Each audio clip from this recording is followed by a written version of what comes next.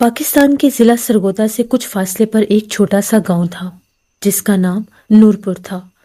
نورپور ایک پرامن اور خوبصورت گاؤں تھا جہاں کے لوگ محنتی اور سادہ مزاج تھے، لیکن اس گاؤں کے ساتھ ایک خوفناک کہانی جڑی ہوئی تھی جس کا مرکز گاؤں کے کنارے پر واقع ایک قدیم اور ویران قبرستان تھا۔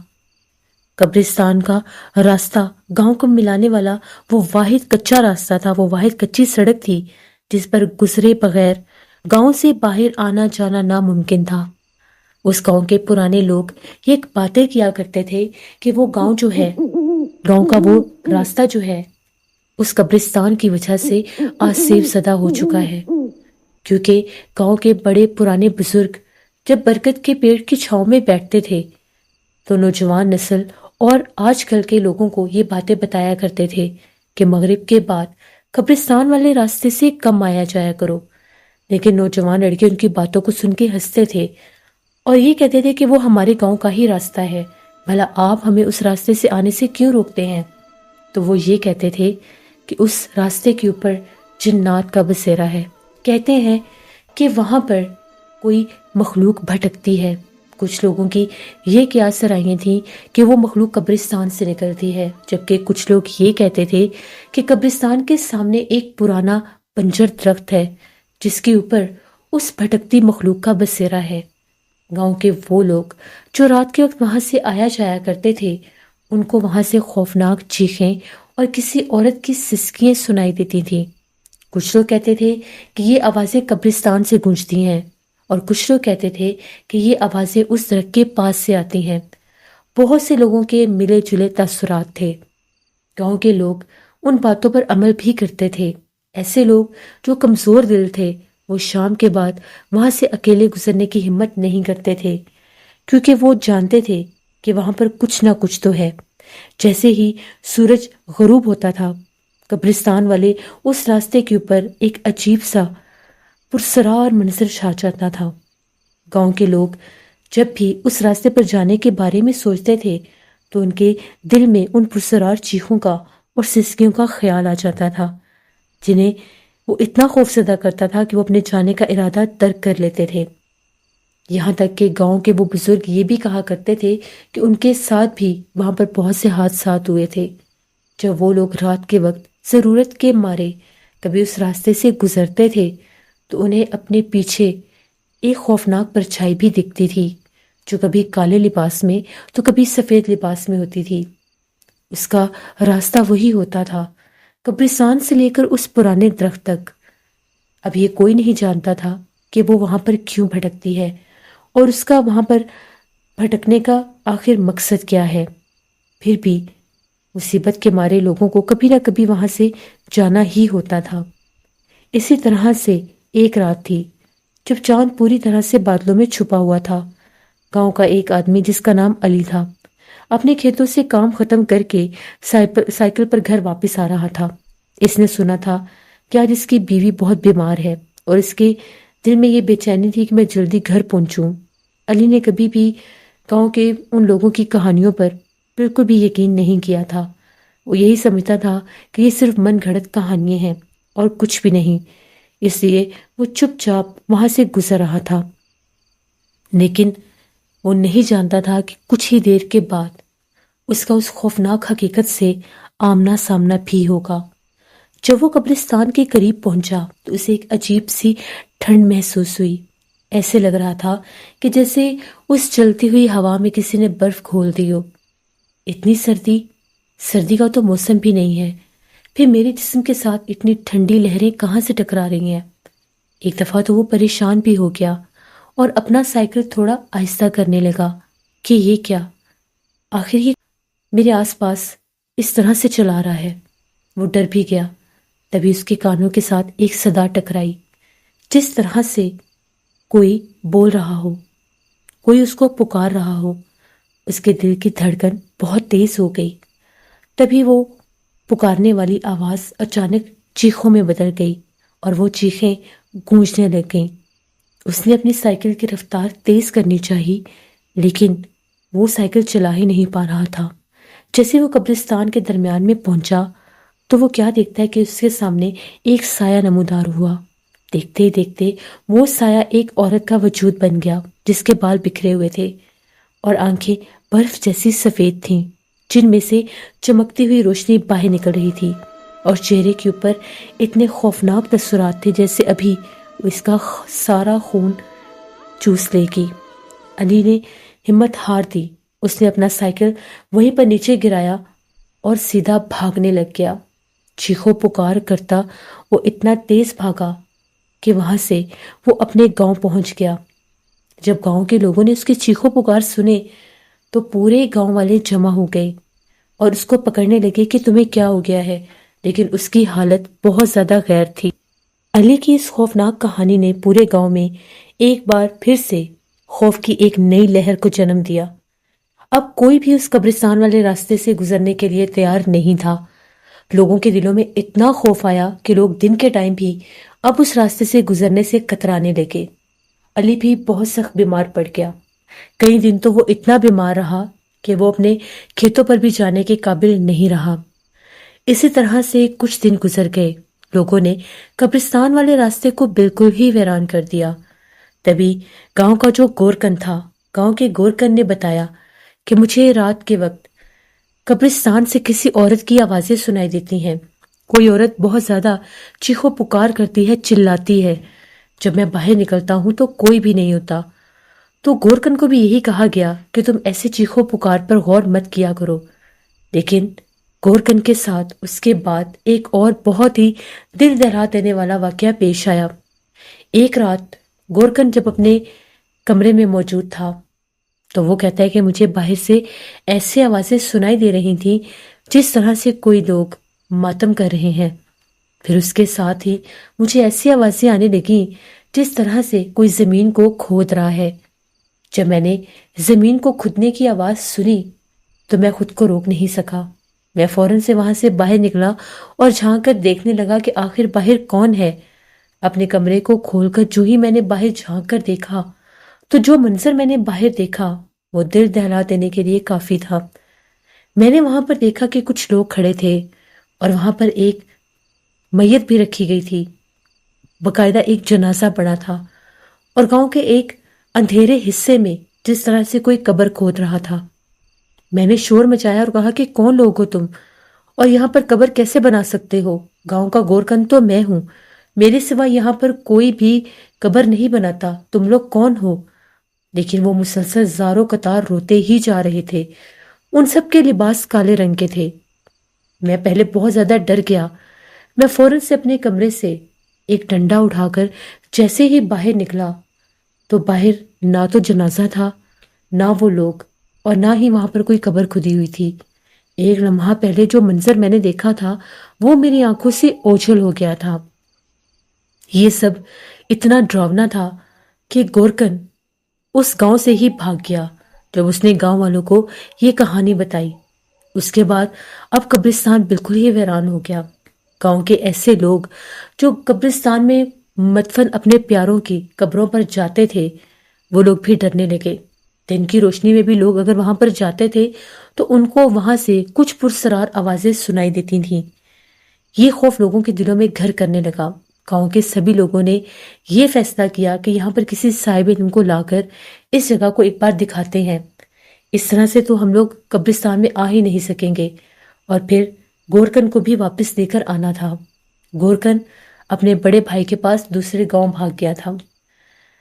ابھی وہ لوگ انہی تیاریوں میں تھے کہ وہاں پر کسی شاہ صاحب کو یا کسی صاحب علم کو لے کر آئیں گے۔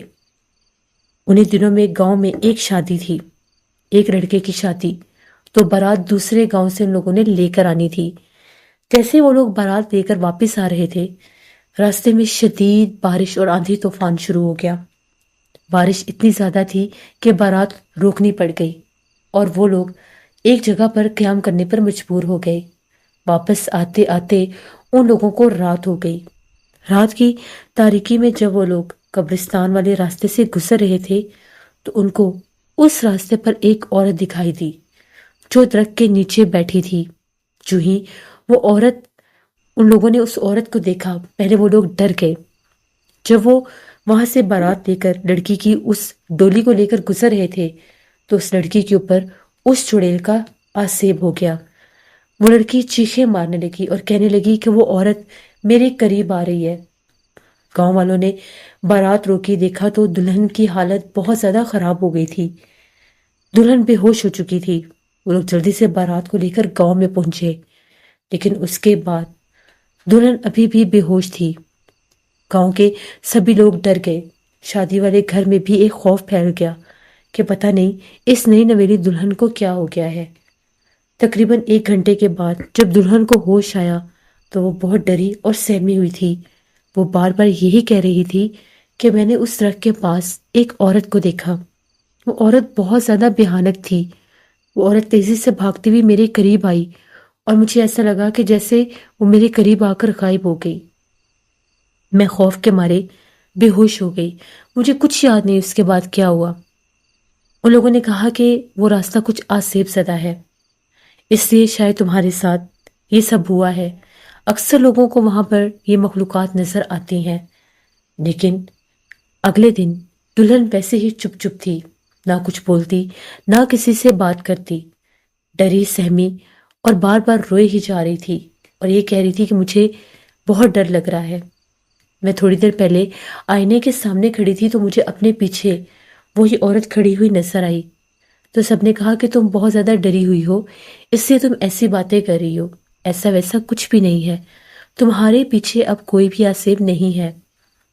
وہ خاموش ہو گئی، لیکن وہ جانتی تھی کہ اس کے ساتھ اور اس کے پیچھے کوئی تو ہے جو اس کو اپنا آپ ظاہر کر رہا ہے۔ اسی طرح سے رات ہو گئی۔ جو ہی رات ہوئی تو شادی والے اس گھر سے عجیب و غریب چیخیں گونجنے لگ گئیں۔ آس پاس کے گاؤں کے لوگ جمع ہو گئے کہ یہ کیا، شادی والے گھر میں اچانک کیا ہو گیا؟ تو وہ چیخو پکار ان کے گھر والوں کے تھے۔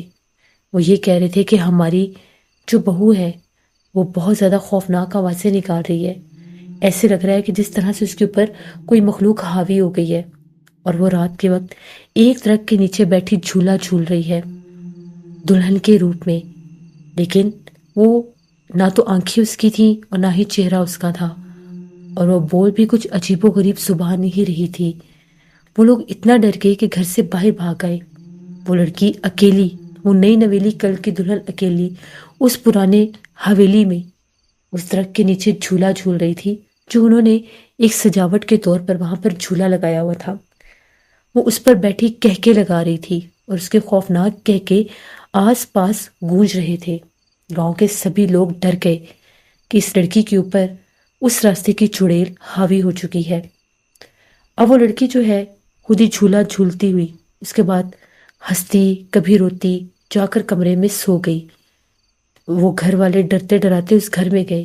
اگلے صبح اس گھر میں ایک گاؤں سے ایک صاحب علم کو لایا گیا اور ان کو کہا گیا کہ گاؤں میں ایک لڑکے کی شادی ہوئی ہے جس کی دلہن کے اوپر وہ مخلوق حاوی ہو گئی ہے، اور وہ لڑکی رات بھر درخت کے نیچے لگا جھولا جھولتی رہی اور خوفناک آوازیں بھی نکالتی رہی۔ وہ جو عامل تھے جب وہ وہاں پر آئے، اس گھر میں داخل ہوئے، تو اس لڑکی نے چیخو پکار شروع کر دیا اور کہا کہ اس کو یہاں سے باہر نکالو، اگر یہ عامل گھر کے اندر آیا تو میں اپنی جان لے لوں گی۔ بڑی مشکل سے اس لڑکی کے ہاتھ پیر باندھ دیے گئے، لیکن اس میں اتنی طاقت تھی کہ اس دبلی پتلی لڑکی کو 8 سے 10 عورتیں مل کر بھی سنبھال نہیں پا رہی تھیں۔ بڑی مشکل سے ان عورتوں نے اس کے ہاتھ پاؤں باندھے۔ تو عامل جب اندر داخل ہوئے تو وہ لڑکی چیخیں مارتی ہوئی بے ہوش ہو گئی۔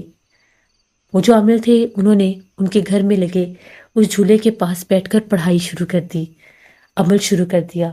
جو ہی انہوں نے وہاں پر موم بتیاں جلا کر اپنا عمل کیا تو ایک دم سے وہ جھولا زور زور سے ہلنے لگ گیا۔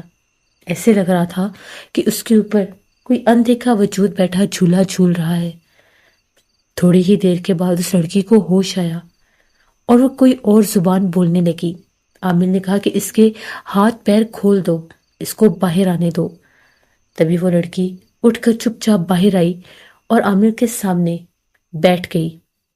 عامل نے اس سے پوچھا کہ کون ہو تم اور اس لڑکی کے اوپر کیوں سوار ہو؟ پہلے تو کچھ نہیں بولی، پھر اس نے بتایا کہ وہ اسی قبرستان والے راستے پر اس درخت کے اوپر رہتی ہے۔ اس کا وہاں پر بسیرا ہے۔